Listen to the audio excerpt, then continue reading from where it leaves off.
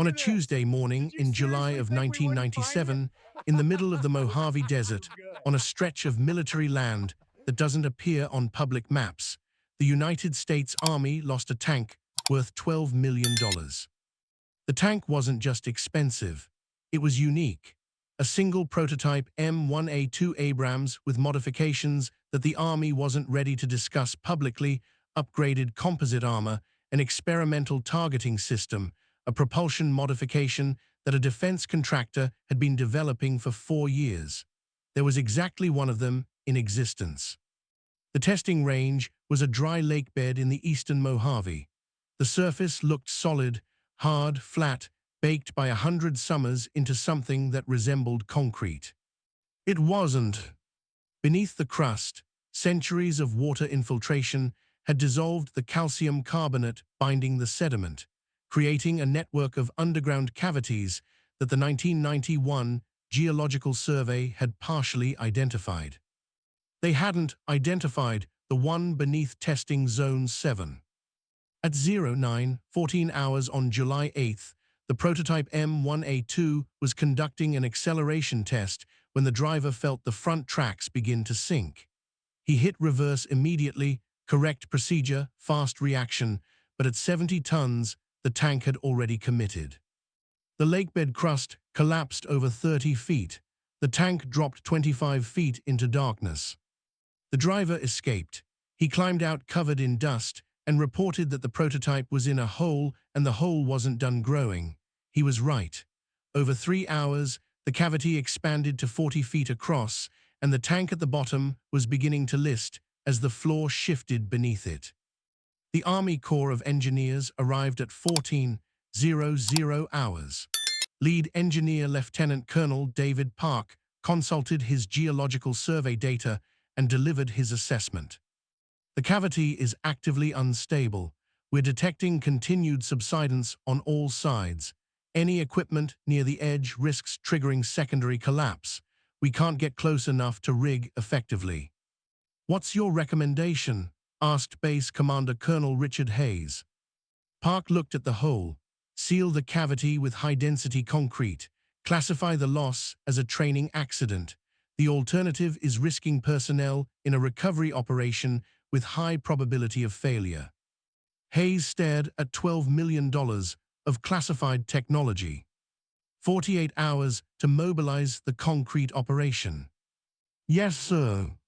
Authorized." That's when a 1947 FWD wrecker pulled up to the range perimeter. Let me tell you about Sam Cordova, because understanding the man is the only way to understand what happened next.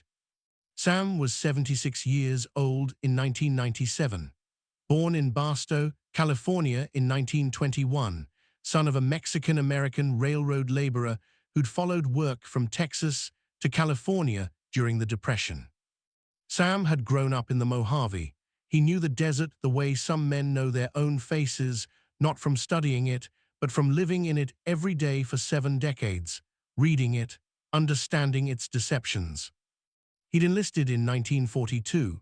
The Army needed men who worked in harsh environments, who weren't surprised by heat or dust or terrain that turned solid ground into traps.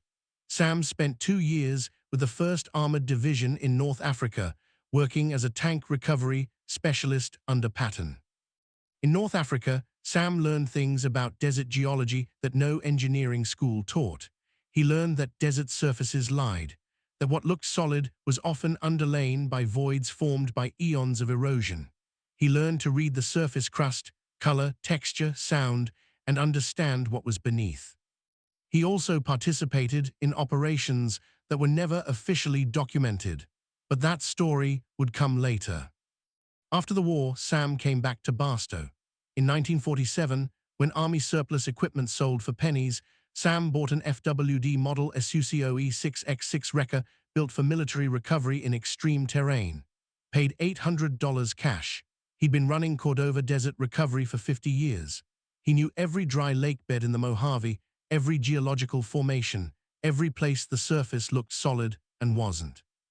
On that Tuesday afternoon, Sam heard about the training accident on his military contractor radio.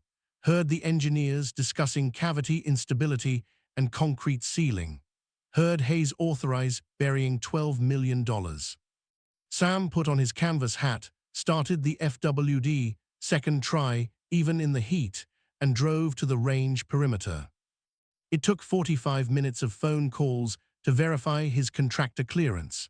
By the time Sam drove to the test site, Hayes was watching concrete mobilization begin. Park walked over and looked at the FWD, at Sam, at the FWD again. "This is a restricted operation," Park said. "I know," Sam said. 50-year contractor history with desert test facilities, pulled equipment from 4 different ranges in this valley. He looked at the hole. "But before you pour concrete on $12 million, you might want to hear what I know about this lake bed." Hayes walked over. Curiosity had kept him from ordering Sam out. "Your ground-penetrating radar is reading the secondary void layer," Sam said. "There's always a secondary layer in these formations. But between the cavity floor and the secondary void, there's 6 feet of compacted calcium carbonate that's been there 8,000 years. It's not going anywhere." Park crossed his arms. "Our geological sensors." "Your sensors measure what's moving," Sam said quietly. "I'm telling you what isn't. Different question." Hayes studied Sam, the canvas hat, the khaki shirt, the 50-year-old wrecker. "Your professional assessment, can you pull that tank out?" "Yes." "Based on what?" "Based on 50 years of reading Mojave geology and 2 years pulling tanks in conditions that make this look easy." Park objected. Hayes held up a hand. "If we authorize this and it fails?" "Then you pour your concrete and bury the tank," Sam said. "You lose exactly what you were already going to lose. But if it works, you save $12 million and 4 years of development." Hayes made his decision. "Until 800 tomorrow. After that, the concrete trucks arrive." Sam nodded. "I'll need 4 hours. Let me tell you about the 1947 FWD model SUCOE 6X6, because understanding the machine is the only way to understand what happened next." The FWD, 4-wheel drive auto company, had been building military vehicles since World War I. The SUCOE was their most capable design. 6-wheel drive, all 3 axles powered simultaneously through a transfer case that could lock each axle independently. Where conventional vehicles spun helplessly, the SUCOE found traction through mechanical redundancy. The winch had a 10-stage planetary reduction that multiplied pulling force by a factor of 22. No hydraulics, no computers, no load-limiting sensors, just steel cable, cast iron gears, and an operator who understood what the machine told him through the controls. Sam positioned the FWD 60 feet from the sinkhole, on lakebed he'd tested by walking it, tapping it, listening to what it said. Then he spent 2 hours doing what no engineer had thought to do. He walked the entire cavity perimeter, methodically, tapping the ground with a steel rod at 2-foot intervals, listening to the sound change, mapping the unstable zone and the solid rock beneath. The Army engineers watched with skepticism. Park was taking notes. Younger soldiers had stopped pretending to do other things. When Sam was satisfied, he began his setup. First, the anchors. Sam pulled 6 specialized desert anchors from the FWD's equipment bay, devices he designed himself after 20 years working unstable lakebed terrain. Each anchor had an expanding head that locked against solid rock below the surface crust, distributing pulling force into bedrock rather than the unstable layer. Then the cable system. Sam didn't run cable in a straight line from the winch to the tank. He ran it through redirector pulleys positioned at the stable zone edge, then out across unstable ground on a lightweight deployment system that put almost no downward pressure on the crust. The attachment point he chose on the tank wasn't the heaviest anchor. It was the point that would create the right combination of vertical and horizontal force to break the tank free and lift it in a controlled rotation. Park walked over as Sam finished rigging. "You're running cable across the unstable zone. if the crust fails under that cable. The cable weighs 40 pounds per 100 feet, Sam said. Your tank weighs 70 tons. The crust that couldn't hold the tank will hold the cable just fine. He looked at Park. You're thinking about this the wrong way. You're trying to protect against everything. I'm trying to apply force in one specific direction and let everything else stay exactly where it is. Park was quiet. The cavity walls, if the tank moves laterally. It won't, Sam said. It'll move in the direction the cable pulls, which is up and toward me. The cavity walls are irrelevant if I don't put force against them. He walked back to the FWD, climbed into the cab, and started the winch. The sound was different from modern hydraulic systems, deeper, more mechanical, a rhythmic clicking that built slowly as the planetary gears engaged one stage at a time. The cable went taut. The desert anchors took the load. Sam felt it through the truck's frame, the subtle shift as pulling force transferred into bedrock 60 feet below the surface. For 2 minutes, nothing visible happened. Hayes stood with arms crossed. Park checked instruments. The younger soldiers had completely stopped pretending to do other things. Then the tank moved. Not much, but in the silence of the Mojave, the sound of 70 tons of steel shifting against compacted calcium carbonate carried across the entire test site. The tank was rising. Sam had calculated correctly. The attachment point created a lifting force that broke the tank's contact with the cavity floor before pulling it laterally. The tank tilted upward from its resting angle, front end rising first, tracks beginning to clear debris. 3 inches, 6 inches. The Army personnel were completely silent. Even Park had stopped checking instruments. 1 foot, 2 feet.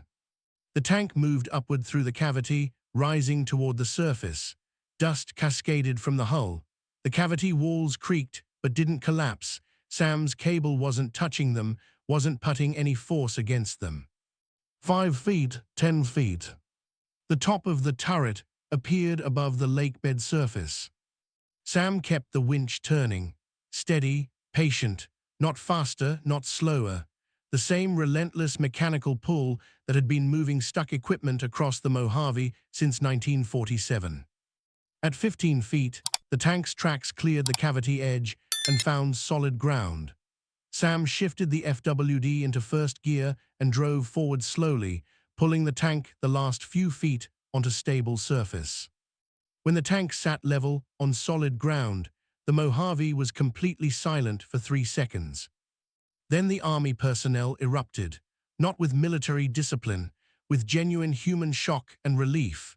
People shouting, clapping, an officer who'd been taking video on a personal phone, lowering it and just staring.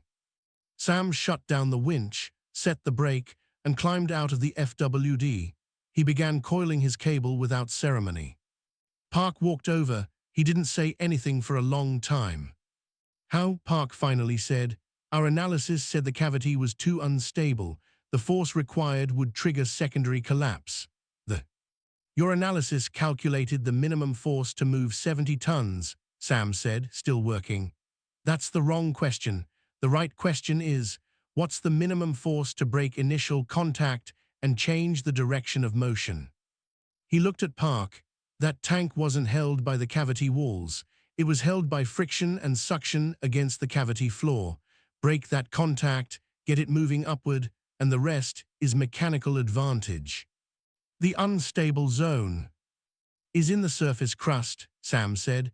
6 feet of solid calcium carbonate between the cavity floor and the secondary void. I walked the whole perimeter, tapped every square foot. Your instruments measure movement. I was measuring what's still. He patted the FWD's fender. "This truck was built in 1947 for the military. 6-wheel drive, 22-to-1 winch reduction. No computers to limit the load, no hydraulics to fail. It just pulls until I tell it to stop." Hayes walked over. "What do we owe you, Mr. Cordova?" "Nothing. Military contractor rates in my existing agreement. This falls under recovery services." "That's not what I meant." Sam thought a moment. Veterans Organization in Barstow, helps WWAI vets with their memorial displays. They've been trying to get a working tank retrieval system. Hayes made a call. Fort Irwin authorized a $30,000 donation to the Barstow Veterans Memorial Association and a surplus military vehicle for their display. Sam nodded, climbed into the FWD, and drove toward the range gate. As the old wrecker disappeared into the desert heat shimmer, Park stood with his tablet looking at data that contradicted what he'd just witnessed. "What happened," Hayes said quietly, "is that a 76-year-old man who pulled tanks in North Africa in 1943 did what our entire Army Corps engineering team said was impossible, with a truck built the same year our analysis software was designed to replace." He watched the dust cloud settle, write it up as a successful recovery operation. No need to mention the 48-hour timeline. But the story doesn't end there. Let me tell you what happened 9 weeks later, because that's when Sam made the discovery. The FWD had been making a subtle metallic harmonic in the frame since the Mojave recovery. Sam could feel it through the steering wheel at certain engine speeds. Not dangerous, just unusual, a resonance he'd never noticed in 50 years. He pulled the truck into his shop in Barstow and began a systematic frame inspection. He found the source in the third crossmember from the front. He tapped it with a wrench. The sound was wrong, not the dull thud of solid steel, but a subtle hollowness that shouldn't exist. Sam measured it. The outside dimensions were standard. When he drilled a small inspection hole, the wall thickness was wrong. Someone had created a void inside the crossmember and sealed it with military precision.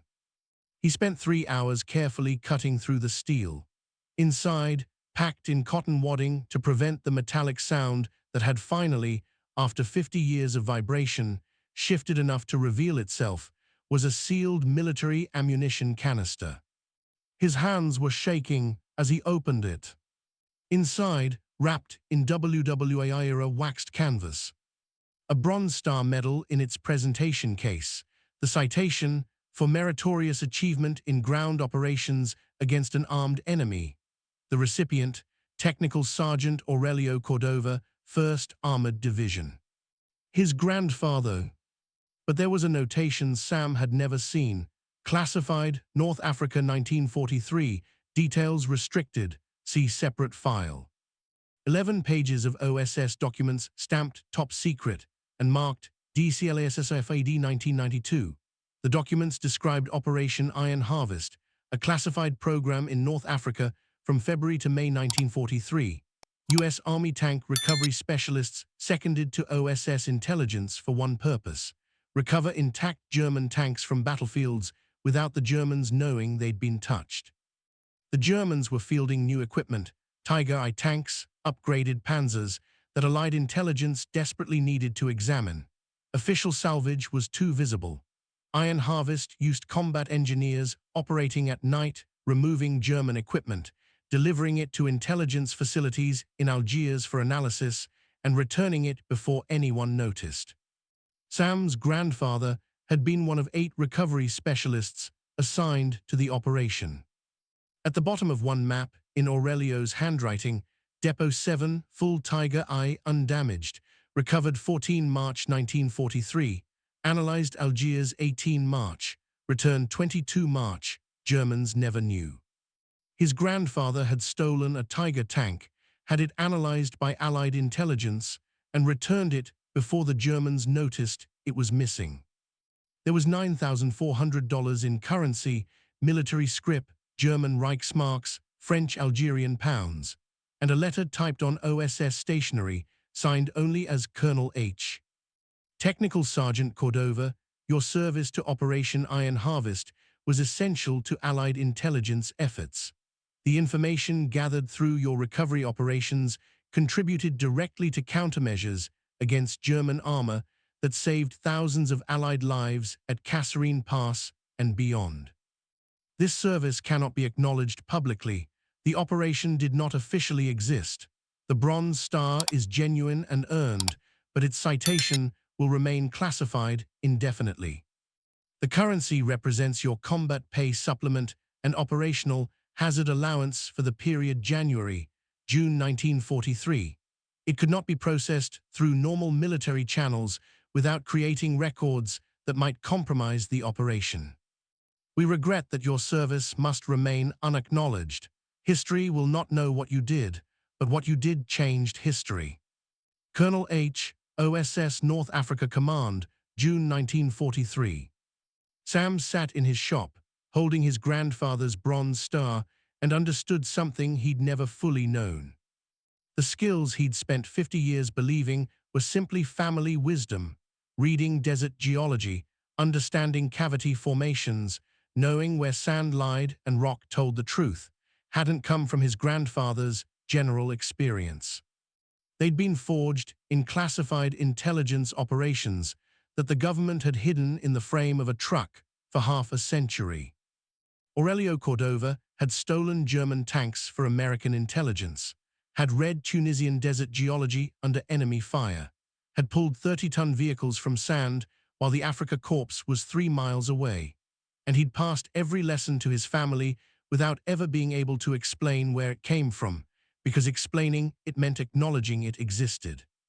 Sam had spent 50 years learning from a classified source he never knew he had. Let me tell you what Sam did with that discovery. He kept the bronze star, had it properly framed beside a photograph of Aurelio in North Africa. For the first time, the medal was displayed where people could see it, even if most people didn't know what classified operations meant on the citation. The OSS documents he donated to the National Archives, where they became part of the declassified record of WWII intelligence in North Africa. Historians who'd known about iron harvest in fragmentary form finally had primary source documentation. The maps were particularly significant. They showed German supply depot locations that explained several tactical decisions at Kasserine Pass that military historians had debated for 50 years. One scholar who examined them told Sam that his grandfather's maps had likely saved more lives than any single battle in that theater. The currency Sam used to build an exhibit at the Barstow Veterans Memorial Association dedicated specifically to the North African campaign and the combat engineers who served in it, many of whom, like Aurelio, had done things history never recorded. My grandfather stole German tanks for American intelligence, Sam told the memorial director. Never got credit, never expected it, but he taught his son and his grandson everything he learned doing it, and 50 years later, that knowledge pulled a $12 million tank out of a Mojave lake bed. He looked at the exhibit taking shape around him.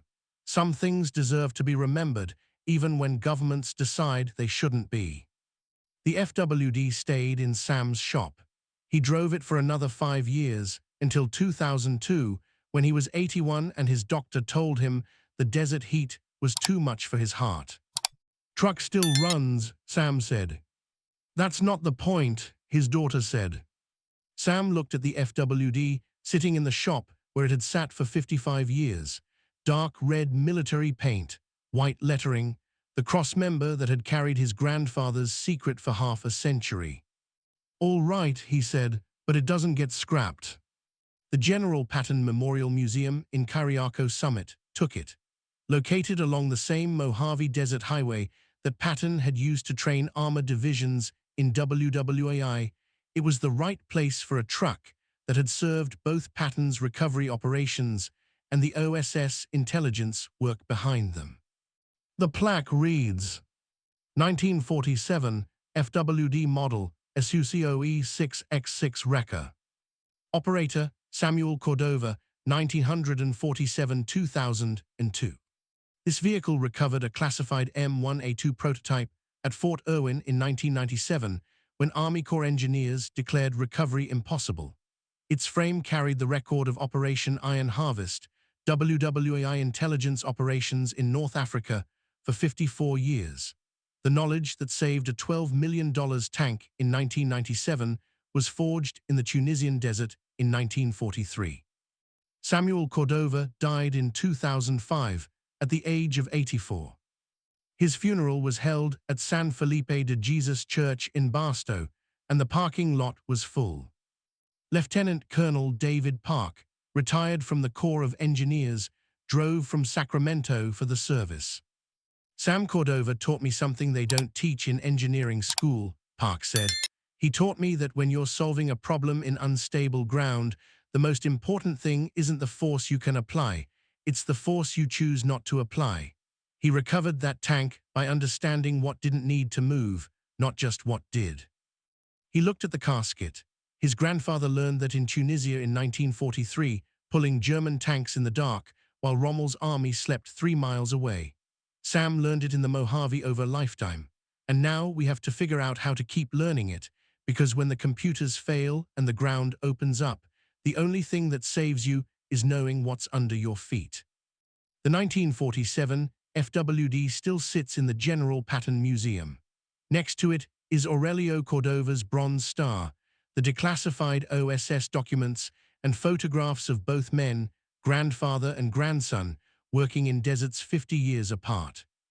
Every summer, on the hottest day in July, someone from Fort Irwin drives to the museum and leaves a small bag of Mojave desert sand on the FWD's running board.